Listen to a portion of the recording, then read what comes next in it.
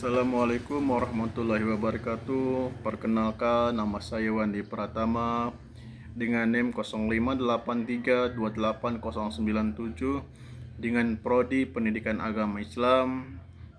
Dengan ini akan menjelaskan tentang filsafat ilmu, hubungan timbal balik antara pendidikan. Baiklah, dalam video ini kami akan menjelaskan hubungan timbal balik antara filsafat ilmu dan pendidikan. Keduanya saling berkaitan. Filsafat ilmu memberi dasar berpikir, sedangkan pendidikan menjadi tempat ilmu kehidupan dan dikembangkan.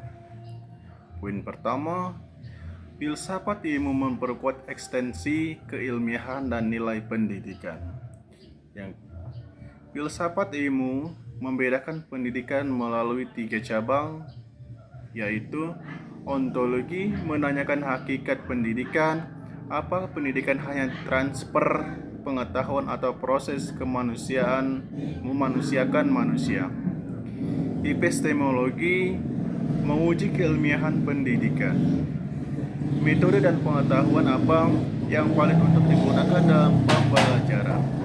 Sedangkan aksiologi, menjaga nilai dalam pendidikan.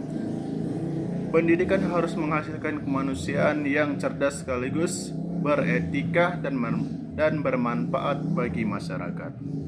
Tanpa filsafat ilmu, pendidikan bisa kehilangan arah dan menjadi sekedar rutinitas.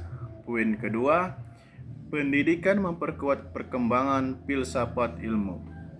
Pendidikan sendiri bermakna memberi bahan refleksi bagi filsafat ilmu. Dari praktik kelas, guru dan siswa mempertanyakan apakah cara mengajar ini efektif, apakah tujuan belajar sudah tercapai. Refleksi ini melahirkan teori dan pemikiran baru, contohnya konsep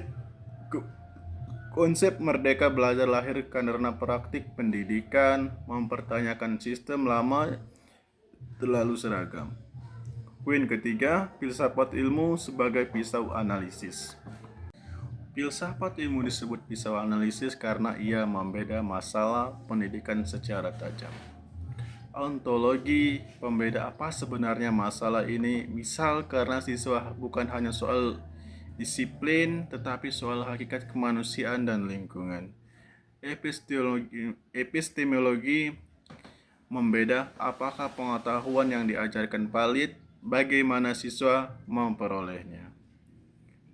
Aksiologi, membeda apakah tujuan dan prosesnya sudah sesuai nilai moral, sosial, dan kemanusiaan. Dengan 3 pisau ini, kita tidak hanya menyelesaikan segala tapi akar masalahnya.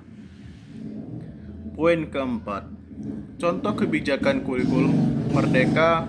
Ontologi memandang siswa sebagai individu unik dengan potensi berbeda.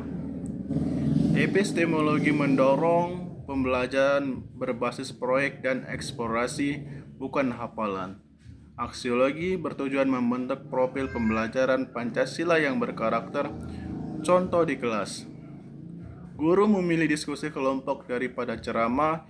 Itu keputusan epistemologi dan aksiologi karena kepercayaan siswa belajar lebih baik lewat dialog dan nilai keberanian berpendapat.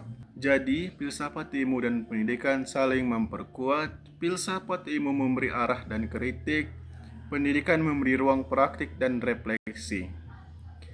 Tanpa filsafat ilmu, pendidikan kehilangan arah. Tanpa pendidikan, filsafat ilmu hanya wacana. Sekian, terima kasih.